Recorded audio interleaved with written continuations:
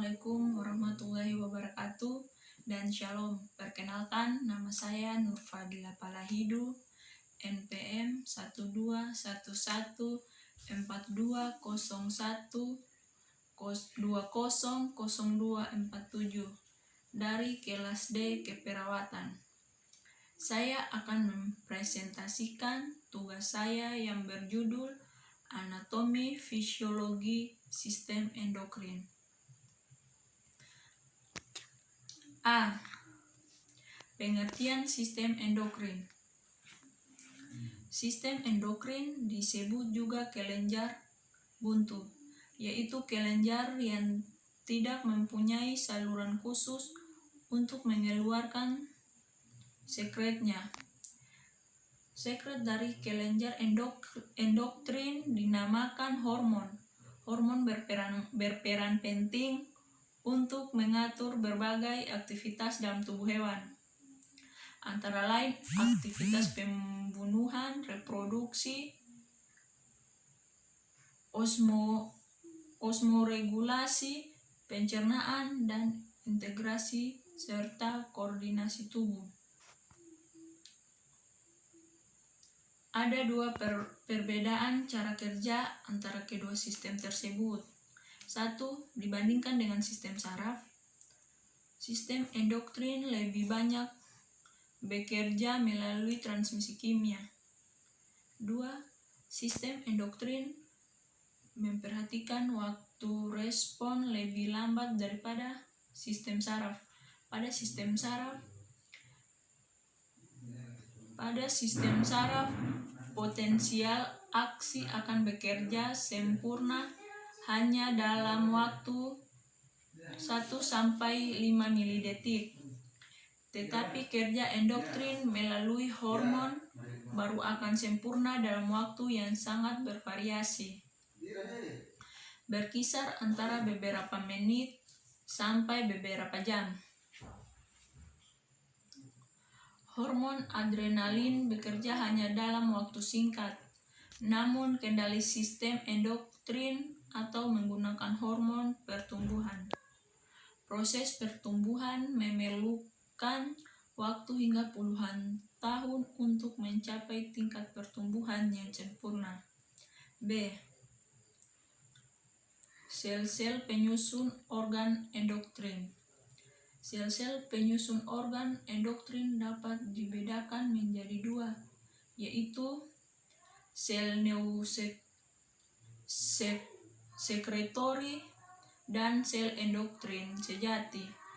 Sel neosekretori adalah sel yang berbentuk seperti sel saraf, tetapi berfungsi sebagai penghasil hormon.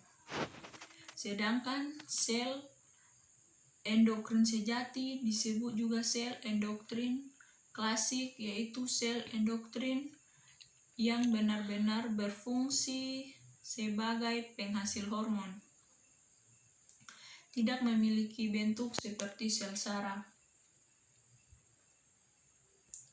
C. Klasifikasi, fungsi, dan sifat hormon.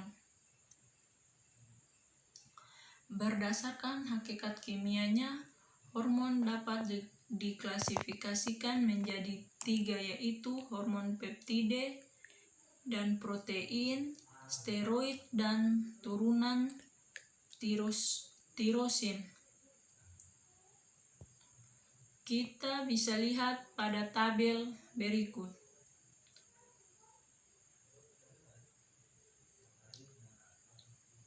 Selain sebagai hormon yang telah disebutkan di atas, terdapat sejumlah zat kimia yang menyerupai hormon, antara lain hormon timik, hormon brakidin, hormon eritopoietin, hormon prostaglin, dan hormon feromon. D. Jenis kelenjar endokrin.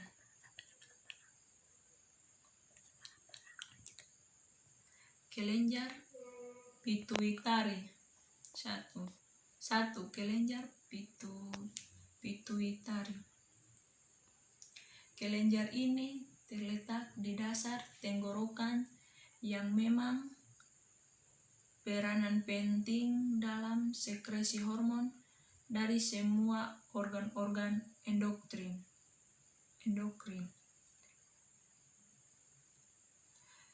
Kelenjar pituitari ini dikenal sebagai Master of Glands atau raja dari semua kelenjar. Karena pituitari itu dapat mengontrol kelenjar endokrin lainnya. Sekresi hormon dari kelenjar pituitari ini dipengaruhi oleh faktor emosi dan perubahan iklim.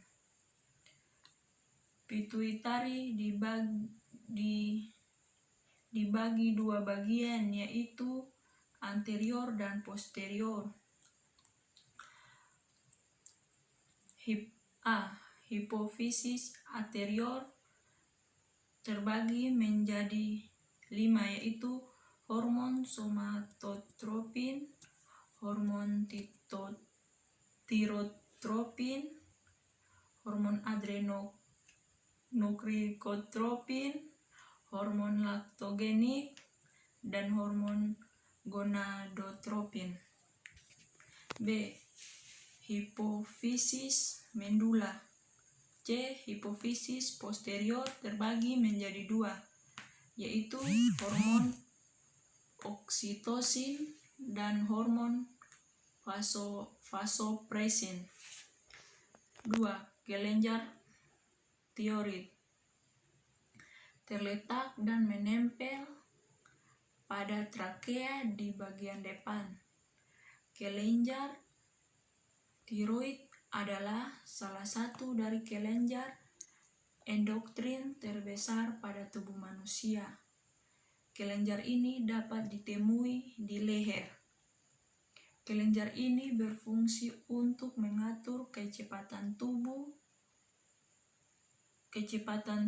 membakar energi, membuat protein, dan mengatur kesensitifan tubuh terhadap hormon lainnya. 3. Kelenjar paratiroid. Kelenjar ini terletak di setiap sisi kelenjar tiroid yang terdapat di dalam leher. Kelenjar ini berjumlah 4 buah yang tersusun berpasangan yang menghasilkan hormon paratitoksin. Ada 2 jenis sel dalam kelenjar paratiroid. Ada sel utama yang mensekresi hormon paratiroid yang berfungsi sebagai pengendali keseimbangan kalsium dan fosfat dalam tubuh melalui peningkatan kadar kalsium darah dan penurunan. Dan sel oksifilik yang merupakan tahap perkembangan sel. 4. Adrenal merupakan kelenjar ini berbentuk bola yang menempel pada bagian atas ginjal. 5. Pankreas. Pankreas terletak di belakang lambung di depan vertebra lumblis 1 dan 2 yang tersusun dari pulau-pulau Langerhans yang terbesar di seluruh pankreas. 6. Kelenjar thymus terletak di dalam mediastinum di belakang tulang sternum. Kelenjar thymus dijumpai pada anak-anak di bawah usia 18 tahun. 7. Hormon kelamin. Hormon kelamin terbagi menjadi 2. A. Testis. Testis terdapat pada pria, terletak pada skrotum. B. Ovarika. Ovarika terdapat pada wanita, terletak pada ovarium di sebelah kiri dan kanan rahim, dan menghasilkan hormon estrogen dan progesteron. F. Sifat hormon. Beberapa sifat yang umum diperlihatkan oleh hormon ialah 1. Hormon polipeptida. 2. Sejumlah hormon dapat berfungsi dalam konsentrasi yang sangat rendah dan sebagai hormon berumur pendek. 3. Beberapa jenis hormon, misalnya adrenalin, dapat segera bereaksi dalam sel sasaran dalam waktu beberapa detik. 4. Pada sel sasaran, hormon akan berkaitan dengan reseptornya. 5. Hormon kadang-kadang memerlukan pembawa pesan kedua dalam mekanismenya.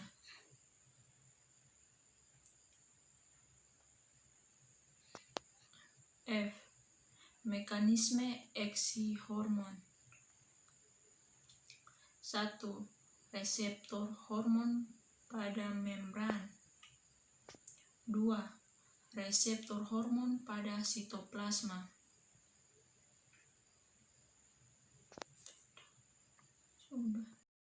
Mungkin itu saja materi yang dapat saya sampaikan. Kurang dan lebihnya mohon maaf. Wassalamualaikum warahmatullahi wabarakatuh dan shalom.